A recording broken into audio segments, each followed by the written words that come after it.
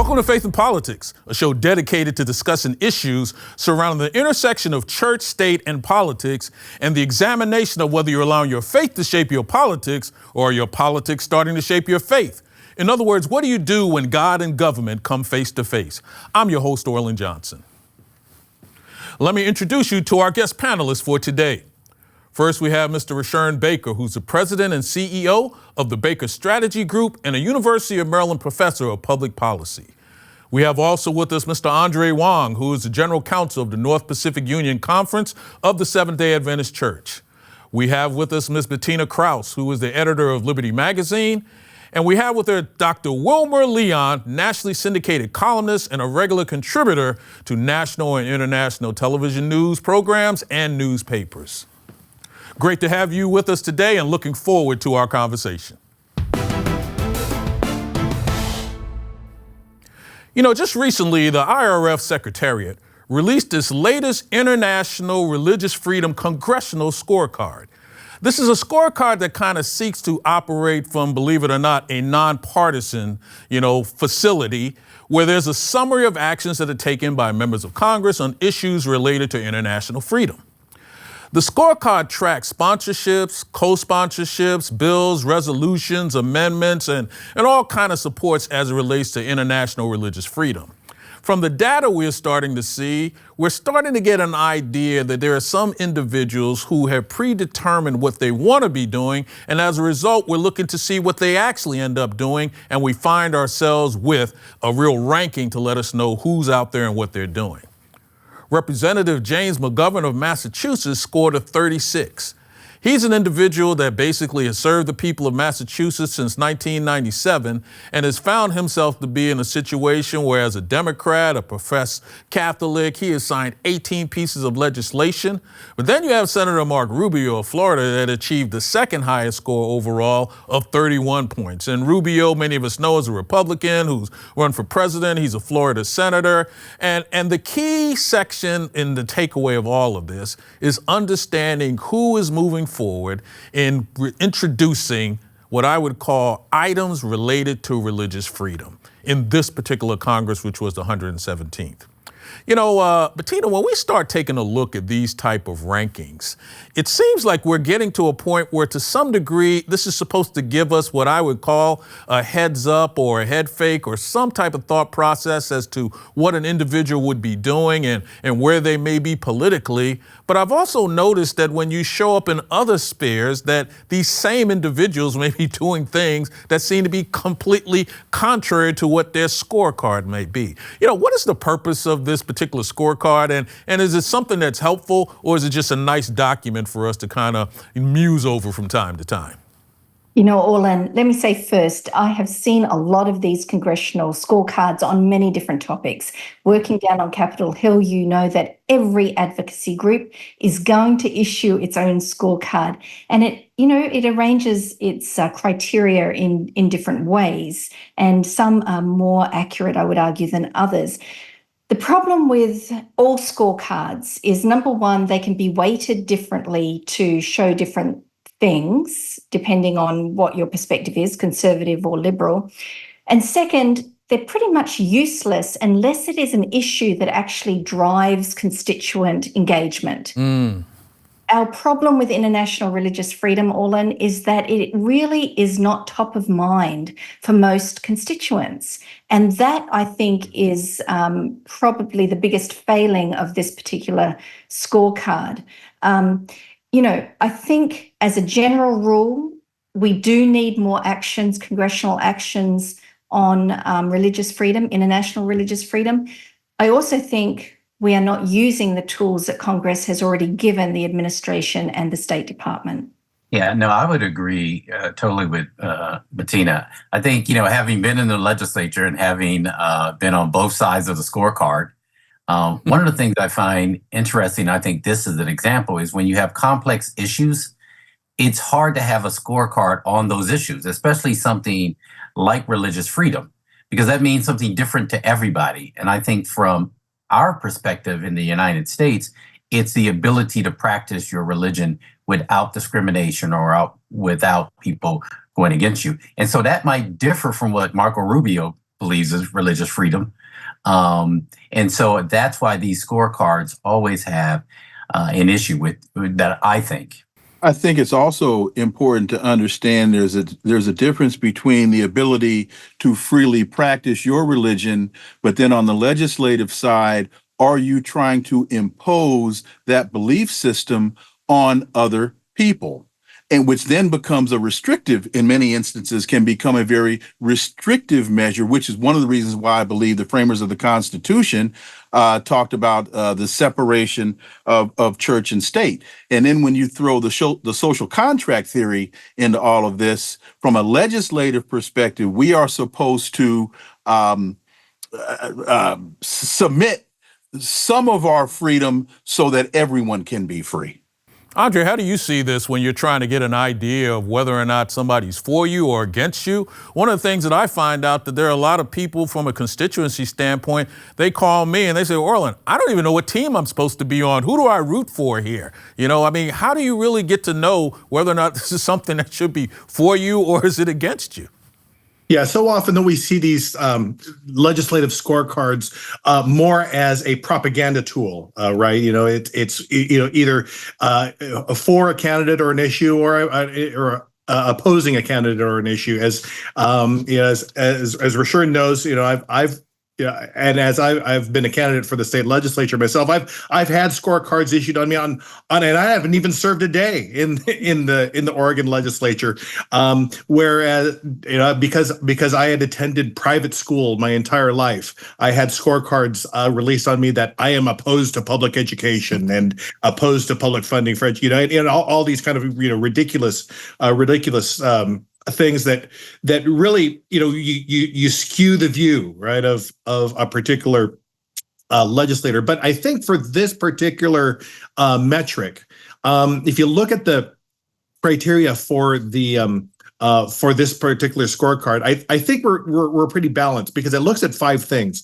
It looks at not only the voting record of the legislator, but also whether they sponsored or co-sponsored a bill, whether they provided effective testimony in a committee or in a caucus, and also what was their level of advocacy beyond just in their legislative role. And so, looking at the totality of these factors, I think the scorecard actually pretty is well balanced and nonpartisan. Let me add to that, Orland. I worked with this body, the IRF Secretariat, when I worked on Capitol Hill, and they do link their interpretation of religious freedom not to domestic interpretations, not even to the First Amendment constitutional interpretation of religious freedom. They link it very clearly to Article 18 of the Universal UN Declaration of Human Rights. And so in doing that, they are consciously trying to take it out of a partisan environment. But having said that, the problem is that we are looking at it through the lens of domestic policy. And so religious freedom in this country, like it or not, it has a PR problem. It is perceived primarily as a conservative issue. It's perceived as focusing primarily on advocacy for Christians as opposed to minority religious groups. So that sort of undermines the effectiveness of this kind of scorecard. I would say that this is a good reminder that we need to do some really heavy-duty background work on improving people's understanding and appreciation for religious freedom as a fundamental human right. I was just going to say, I was going to echo what Bettina was saying, from a legislative standpoint, that's the issue with having these scorecards is that they're used for political purposes. Even if you try to make them as nonpartisan as possible, people will skew it. And especially in America, we skew it toward the dominant religion here. And that tends to be used against people who come in from other faiths or who try to at least live up to the Constitution around it. And so I think that's the problem with having these types of things. Leon, you're somebody who sees things, you've obviously been involved in a lot of international activity as well as domestic activities. I'm wondering, is it actually even possible for a group in the United States to actually be measured on what they're doing from an international standpoint? Because the question that I have to ask is, to do that, you'd have to know everything that's going on around the world when most of these guys don't even know what's going on in their backyard. So is this even, even of worth? And what does a scorecard mean when you got to do a scorecard to find out if there is a scorecard? Well, I think that's a very good question, and to Rashawn's point, again, it's the prism through which this analysis is viewed. For example, we have right now genocide occurring in Palestine. What does not get discussed in many fronts is the role that Christian Zionists are playing in the political issue. They see it merely as a Jewish Arab issue, when in fact it's a Zionist Arab issue, not a Judaism issue. And again, where do Christian Zionists fall into all of this? A very powerful force in the dialogue, but you don't hear that part of the analysis being articulated in mainstream media.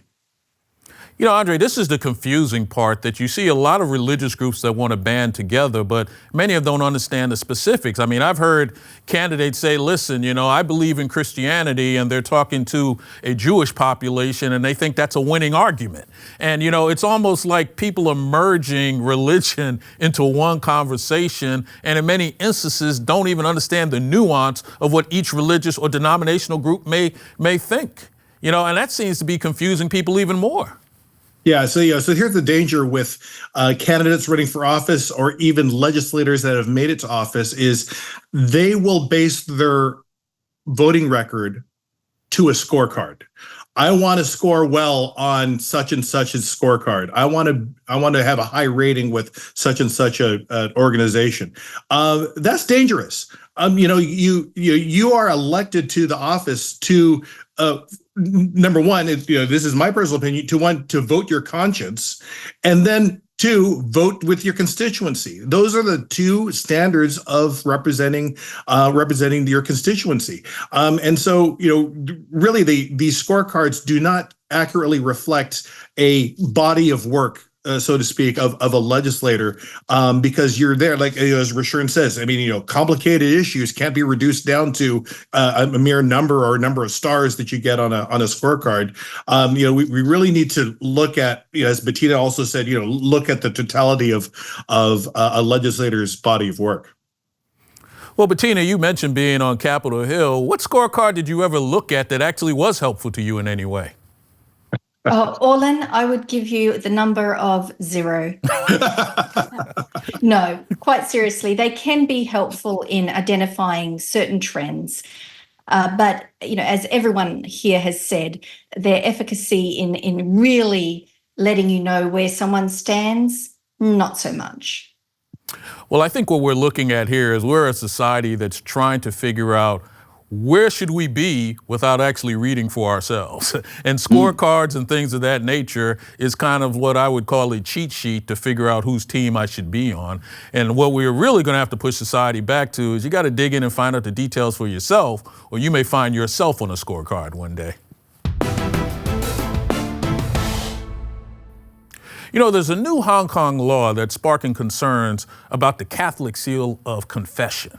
In Hong Kong recently, there's been a new law that's been put in place that's raising fears regarding deteriorating human and religious rights in a special administrative region of China.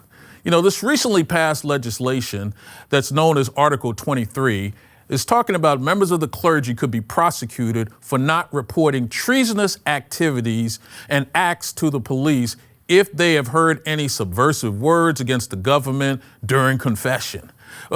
Confession used to be something that was considered to be very private in many parts of the world. And obviously in a communist country like China, the rules and regulations, differ greatly. And there's some primary concerns that Article 23 directly threatens religious freedom, particularly the confidentiality and the sacraments of penitence. When you take a look at this activity, Wilmer, and as somebody who has actually had a chance to commentate and to travel internationally in communist countries as well as non-communist countries, Is there a possibility that you can ever engage to try to figure out how to protect individuals who live in a country or live in a demographic group in which the government is the dominant party and everyone who lives there thereof understands that? But somehow people around the world think that maybe we should come in and do something. Well, I'm a strong defender of culture, and especially when an outside entity such as the West is trying to impose its sense of right and wrong or good and bad or good and evil on another culture without taking into account the cultural dynamics and the historic context in which all of that exists. With that being said, as a Catholic, I was raised to greatly appreciate the sanctity of confession and how any government could come to believe, and this is where I have to deviate from my intro, how any government can think that it now can impose its will on the sanctity of confession and to force a priest to reveal what has been said in confession, to me is unconscionable. You know, it's interesting, Orlan, to really understand what's going on here, you need a really short history lesson, because this special autonomous administrative district of Hong Kong was created in 1997 when Britain pulled out after 150 years of rule. I remember seeing the TV images of the British flag being lowered over Hong Kong harbour. And since then, basically what you've had is a situation of, you know how a frog in a pot of warm water doesn't realise that the water's being heated? Well, we have now reached boiling point because the Chinese Communist Party, which initially had promised that this region would retain its special laws that would protect more democratic values, the CCP has, through the decades, been slowly raising the heat in that pot. They've been chipping away at democratic values, and now they've reached the point in 2024 where they feel comfortable to pass this law. This law has actually been on the table since 2003, but it was shelved when there was a massive street demonstration in Hong Kong to prevent it from being passed. But those rights have been chipped away so thoroughly that now we are at this point where a true threat to religious freedom in Hong Kong has now become the law of that particular region. Andre, when you think about some of this activity of the cultural aspect as it relates to what may be viewed as a societal or worldwide societal point of view, you're always going to run into, a problem, because I don't know if you can claim that there is a societal international point of view. And if you're in a country where it's been made very clear the government is in control of all aspects of your life, why should this be a shock, and why should there be any pushback? Yeah. And so for a country that is as large and as insular and controlling as China, many people think of the Uyghur Muslims or the Tibetan Buddhists or the Falun Gong as evidence of repression of religion in China. But Hong Kong, that was just a British colony, until 1997. One of the special rules, actually, they call it the basic law of the Hong Kong Special Administrative Region, is that people continue to have the freedom of conscience, the freedom of religious belief, and the freedom to preach and conduct and participate in religious activities. But what we're seeing is the control of Beijing into Hong Kong, and Bettina's analogy to the boiled frog is absolutely right. This isn't going to take place in the form of a violent uprising like a Tiananmen Square, but rather it's going to be a more dangerous and insidious attack on religion from within. And so that's exactly what we're seeing. This isn't a case of really, the government says that this is more political rather than religious. And so therefore, this is not really a burden on religious exercise, but really the enforcement of a political law. So that's what we're seeing, and and really, it's just a matter of time before Beijing starts tightening the screws in Hong Kong. Yeah, I was just going to jump in and just say, having been to China a number of times, what you start to see is that those on the mainland who have lived under, the cultural and the communist regime, look toward Hong Kong as having this oasis of freedom. And so now, as we get closer and closer to them having full control and their leadership having full control, what they start to see is, how do we bring Hong Kong in line? I think you see the uprise on what's happening in Hong Kong different from what happens on the mainland, simply because they had that carve out. And that carve out might have implications to the mainland. And so now you have them cracking down, so you don't start seeing the same thing when they're doing to Uyghurs and to others that are on the mainland. Last thing I'll say is this: the impact it has internationally is, you think now where the Biden administration is trying to open up a dialogue with China, what's going on with these things, especially you have a Catholic president that I'm sure is hearing about what they're trying to do there. That has an implication on our, diplomatic relationships with China and trying to break some of the logjam. So it is an important issue, not just, there in their sphere of it being in China. It's important because it has an impact on our international relationship with the Chinese government. If I may, getting beyond this confession issue, I think it's very important as we do our analysis of events taking place in China to understand that independent government surveys show, surveys from Princeton, surveys from Harvard, show that 96% of Chinese people polled like their government. That's the first point. And so hence the cultural aspect of this, we always have to be conscious of, well, what do they want? And are they complaining? And if they're not, then what business is it of ours if we're supposed to support sovereignty in a country?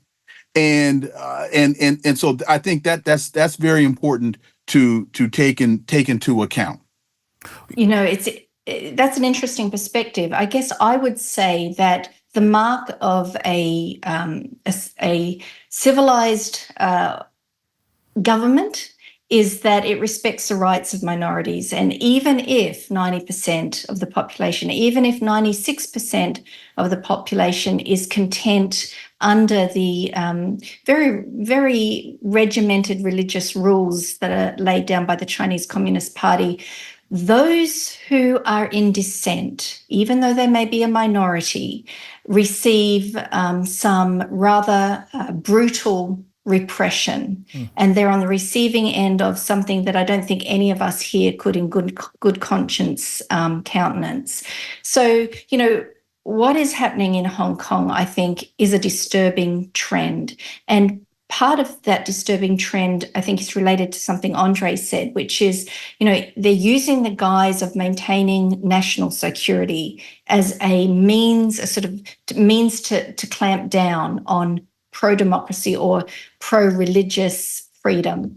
And they're not alone. Other countries do exactly the same thing. And I think we need to view it through the eyes of those who are suffering and will suffer under repressive regimes such as this.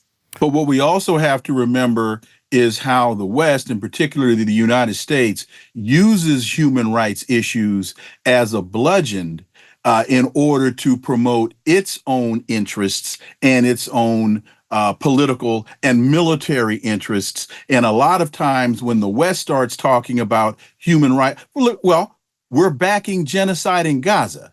So who's the United States to point the finger at anybody when the United States is sending tons and tons of weaponry to support genocide? If you support genocide, everything else you say really should fall upon deaf ears. Yes, and I don't think anyone would claim that the moral voice of America is pristine. I don't think anyone in their right mind would claim that. However, the simple fact is that China, along with most other oppressive regimes in the world, are signatories to international treaties in which they have voluntarily bought into international norms of human rights. And so is the United States. Indeed, and therefore all those countries that have bought into those treaties should be able to be held to account. As should the United States.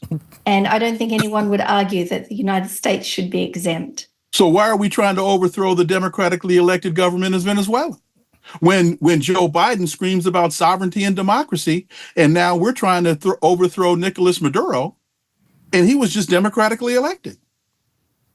Well, and I think that's what creates the issue here that we're starting to find out. You know, I've had a chance to go to Beijing, and I remember meeting with maybe the number 4 person in the country, and he told me that the toughest thing to manage a country like that is if 1 billion people just start to lean in a direction, you've lost them. So the idea is, how do I stop the lean? So here you are in China looking at Hong Kong, and you have people on the mainland that may start leaning in that direction as to, I kind of like what that feels like. And the way to manage it from their perspective has always been try to cut it off so you can control the lean. And I think that's part of what's happening. The cultural aspect is critical. The international viewpoint is critical. But how do you end up juxtaposing all of them and hoping for a peaceful society internationally and domestically? And that's the battle we're probably going to have forever. Bettina, tell me something I don't know. Well, Orlan, last time I was in Hong Kong, going up in an elevator in my hotel building, number 4, the floor number 4 was missing, because did you know that in Chinese, the word 4 sounds suspiciously like death? Didn't know that. Wilmer, tell me something I don't know. Oh, well, we just celebrated what would have been the 104th birthday of Charlie Yardbird Parker, the beginning, or the creator of bebop. Didn't know that. Andre, tell me something I don't know. By the way, I knew that, Bettina. Hong Kong is actually comprised of 263 islands and is home to the longest covered escalator in the world, which is a half a mile in length. Wow. Rashawn, tell me something I don't know. Orland, did you know that in 1986, when I graduated from law school at Howard University, that in the class of undergrads is, I believe, the future president of the United States, Kamala Harris? That I didn't know either. Great having a conversation with you guys. Looking forward to doing it again. Thanks again for you being here with us. Hope you enjoyed our conversation. Just remember, if it's about God and government, it's faith and politics. See you next time.